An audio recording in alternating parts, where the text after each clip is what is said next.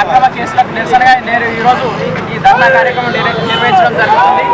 National Herald అనే paper ఆనాడు స్వాతంత్ర ఉద్యమం జరుగుతున్న సమయంలో భారతదేశ స్వాతంత్రం కోసం ఆ పేపరు స్థాపించడం జరిగింది. నేడు మనం ఈరోజు అందరం స్వేచ్ఛగా జీవిస్తున్నామంటే స్వాతంత్రం రావడం వల్లే. ఆ స్వాతంత్రం రావడంలో కీలక పాత్ర పోషించినటువంటి నేషనల్ హెరాల్డ్ పేపర్పై అక్రమ కేసులు పెట్టి మస్తు చాలా ఇబ్బందులకు గురిచేసి 10 సంవత్సరాల నుంచి కేంద్ర ప్రభుత్వమైనటువంటి మోడీ, అమిత్ షా వాటిని కోర్టుకు ఇవ్వడం జరిగింది. ఇప్పటికైనా కేంద్ర ప్రభుత్వం బుద్ధి తెచ్చుకొని అక్రమ కేసులు మానేయాలని తెలియజేస్తున్నా. ఇప్పటికైనా మళ్ళొకసారి అక్రమ కేసులు కబడ్డారని తెలియజేస్తూ ఈ అవకాశం పెట్టడం జరిగింది. బీజేపీ ప్రభుత్వం 10 సంవత్సరాల నుండి మరి కాంగ్రెస్ పార్టీని అణగదొక్కడానికి ఎన్నో ఛాయాశక్తులా కృషి చేస్తుంది. కాబట్టి దానికి కేసులు పెట్టినందువల్ల కేసులను కోర్టులో కొట్టివేయడం జరిగింది. మరి కేసులు కొట్టివేయడం వల్ల ఆ యొక్క బీజేపీ ప్రభుత్వానికి, అమిత్ షాకు, మోదీకి మరి సిగ్గుచేటు రావాలి.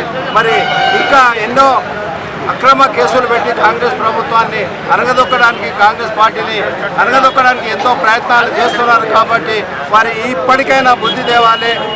అమిత్ షా గారు మరి మోదీ గారు ఎంతో మరి కాంగ్రెస్ పార్టీని ఇబ్బంది పాలు చేస్తున్నారు. కాబట్టి వారికి కోర్టు కొట్టేయడం వల్ల ఇప్పటికైనా బుద్ధి రావాలని మిత్రులారా, ఈ ఆల్ ఇండియా ఇచ్చినటువంటి పిలుపులో భాగంగా వికారాబాద్ జిల్లా కేంద్రంలో పాల్గొన్నటువంటి గౌరవనీయులు ముఖ్యులు కాంగ్రెస్ పార్టీ జిల్లా అధ్యక్షులు దారసింగన్న, మిగతా కాంగ్రెస్ పెద్దలందరూ కూడా పేరు పేరు నమస్కారాలు. మీడియా మిత్రులకు కూడా నమస్కారం.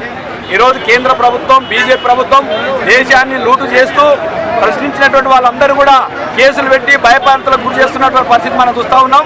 మిత్రులారా, ఈ దేశాన్ని ఇంకా బీజేపీ చేతులు పెడితే సర్వనాశనం చేస్తారు. ఉన్న ప్రభుత్వ రంగ సంస్థలన్నింటినీ కూడా అమ్మేసినటువంటి పరిస్థితి ఉన్నది. ఈరోజు రాహుల్ గాంధీ మీద, సోనియా గాంధీ మీద పెట్టినటువంటి కేసులు లూట కేసులు అని చెప్పి సుప్రీంకోర్టు ఇచ్చినప్పుడు ఈ తీర్పే ఈ నరేంద్ర మోడీకి, అమిత్ షాకు చెంపమెట్టు లాంటిది అనేది ఈ సందర్భంగా తెలియజేస్తూ ఈ నిరసనలో పాల్గొన్నటువంటి పెద్దలందరూ కూడా పేరు పేరు నమస్కారం తెలియజేస్తూ ఇస్తూ ఉంటారు. ఎందుకంటే వాళ్ళ ఫ్యామిలీ మొత్తం అత్త, మన భర్త రాజీవ్ గాంధీ గారు ఈ దేశానికి ప్రాణం ఇచ్చినటువంటి వ్యక్తులతో మీద మీరు అంత కేసులు బుక్ చేస్తుంటే అది న్యాయం, ధర్మం, అది మీకే వదిలేస్తాం. ఎందుకంటే ఊ అంటే ఒకటి అంటారు, ఊ అంటే మేము రాముని దగ్గర పోతామంటున్నాం. మీరు పోయే రాముని దగ్గర పోయేటప్పుడు మీ ఛాతీ మీద ఆలోచన చేసి మీరు పోండి. ఈరోజు కాంగ్రెస్ కార్యకర్తలు గట్టిగా సోనియా గాంధీ కానీ, రాహుల్ గాంధీ కానీ, మన ప్రసాద్ కుమార్ గారి నాయకత్వంలో కానీ, రేవంత్ రెడ్డి గారి నాయకత్వంలో కూడా మేమందరం పనిచేస్తున్నాం. కాబట్టి వికారాబాద్ ప్రాంతం మటుకు ప్రసాద్ కుమార్ నాయకత్వంలో పనిచేస్తున్నాం. కాబట్టి ఈరోజు డీసీసీ ప్రెసిడెంట్ కొత్తగా వచ్చినాక కూడా ఆయన ధైర్యంగా ఇది ప్రోగ్రాం పెడదామని చెప్తే తప్పకుండా ప్రసాద్ కుమార్ గారిని అడిగి ఈ ప్రోగ్రాం పెట్టుండని చెప్పడం కూడా జరిగింది. కానీ ఇప్పుడు మల్లేశం గారు, ఇప్పుడు మా రాజశేఖర్ గారు, లక్ష్మణ్ గారు, నాతో పాటు ఉన్నటువంటి మాజీ మున్సిపల్ కౌన్సిలర్ తాండూరు నుంచి వచ్చినటువంటి మార్కెట్ కమిటీ చైర్మన్, ఏది ఏమైనా సరే మేము కాంగ్రెస్ పార్టీకి ఎప్పుడైనా రుణపడి 50 సంవత్సరాల నుండి కాంగ్రెస్లో వస్తే పోతే సరే కానీ కాంగ్రెస్ పార్టీలో ఉన్నాం. కాబట్టి మీరందరూ కూడా ధైర్యంగా ఉండాలి. ప్రసాద్ కుమార్ నాయకత్వం గట్టిగా చేయాలని చెప్పి మీ అందరికీ చెప్తూ, ఈరోజు బీజేపీ వాళ్ళు ఈ పద్ధతి చేసింది అది వాళ్ళ మీదనే వదిలేసేయాలని చెప్పి ఈరోజు మీ అందరూ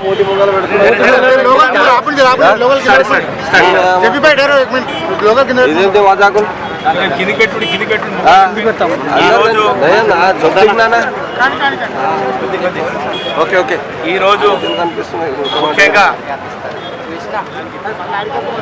వికారాబాద్ జిల్లాలో ధర్నా కార్యక్రమానికి మొట్టమొదటగా డీసీసీ అధ్యక్షునిగా నా ఆధ్వర్యంలో జరగడం, మరి ఈ కార్యక్రమానికి ఇక్కడున్న సీనియర్ నాయకులు, మరి తాండూరు నుంచి వచ్చిన, వికారాబాద్, తాండూరు, మరిగి, కొడంగల్ నుంచి వచ్చిన జిల్లా నాయకులు ప్రతి ఒక్కరికి పేరు పేరున శుభాభివందనాలు. మరి పత్రికా సోదరులు, ప్రింట్ మీడియా సోదరులకు కూడా ప్రత్యేక నా యొక్క హృదయపూర్వక ధన్యవాదాలు. ఈరోజు ఈ ధర్నా పెట్టడానికి ముఖ్య ఉద్దేశం ఏంటంటే నేషనల్ హెరాల్డ్ అనేది జనాలకు చాలా తెలియదు. ఇదేందో అనుకుంటున్నారు. నేషనల్ హెరాల్డ్ అనేది ఒక పత్రిక. 1938లో ఈ పత్రికను స్థాపించారు. ఆ రోజు ఈ పత్రికను స్థాపించిన వాళ్ళు ముఖ్యులు నెహ్రూ గారు, సర్దార్ వల్లభాయ్ పటేల్ గారు, మరి చాలామంది పెద్ద మనుషులు ఉన్నారు దీని వెనకాల. వాళ్ళందరూ మన భారతదేశానికి స్వాతంత్రం రావడానికి కారణాలు అందరూ కష్టపడ్డారు. ఈ కష్టపడిన ఫలితాన్ని మనం ఉద్యమాలు చేస్తున్నాం. ఈ ఉద్యమాలను ప్రజల్లో తీసుకువెళ్ళాలంటే మనకు ఒక పత్రిక కావాలి అనే ఉద్దేశంతో ఆ రోజు వాళ్ళు స్థాపించడం జరిగింది. కానీ ఈ పత్రిక రాను రాను కొద్దిగా క్షీణించి మూలకొండ తర్వాత 2004లో ఈ పత్రికను యూపీఏ గవర్నమెంట్ వచ్చిన తర్వాత ఈ పత్రికలో మరి దాదాపుగా మరి కాంగ్రెస్ పార్టీ పత్రికను తేవాలి. మరి ఈ పత్రికను మరి ఈ ప్రజల్లో కాంగ్రెస్ పార్టీ చేస్తున్న సేవలను అందరినీ ప్రజలకు తెలపాలనే ఉద్దేశంతో ఈ పత్రికను దాన్ని మళ్ళా ముందరికి తీసుకొచ్చి కొంతమంది నాయకులు మరి ఇతరత్ర శిక్షణ సంస్థలు వాళ్ళందరూ కలిసి దీనికి డొనేట్ చేసి పత్రికను ముందరికి తీసుకురావడం జరిగింది.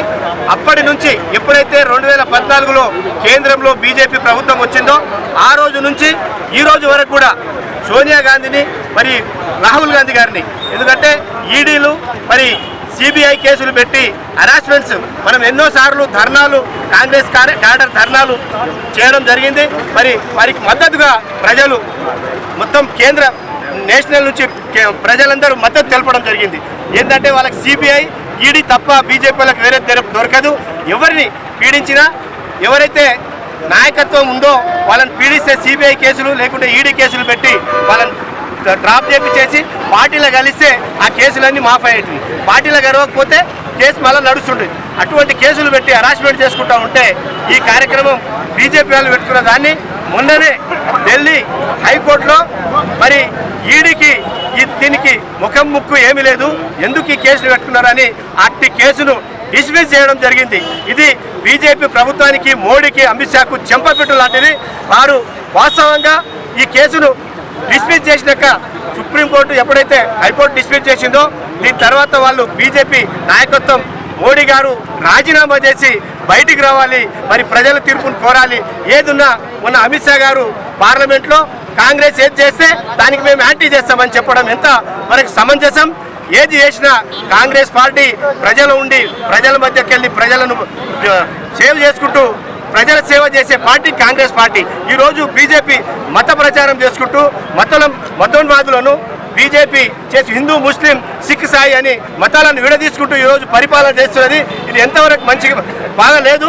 కాబట్టి ప్రతి ఒక్క ప్రజలు గమనించాలి, ఏదైతే బీజేపీ వాళ్ళు చేస్తున్న మూర్ఖత్వపు పరిపాలన ఉందో దీన్ని గమనించి మరి దీన్ని పారదోలేనికి మనమందరం సిద్ధమయ్యి సోనియా గాంధీ, రాహుల్ గాంధీ గారికి తప్పకుండా వాళ్ళ వెన్నుంటూ ఉండి కాంగ్రెస్ పార్టీ ఉంటుందని చెప్పుకుంటూ అవకాశం ఇచ్చిన అందరికీ ధన్యవాదాలు. జై హింద్, జై కాంగ్రెస్.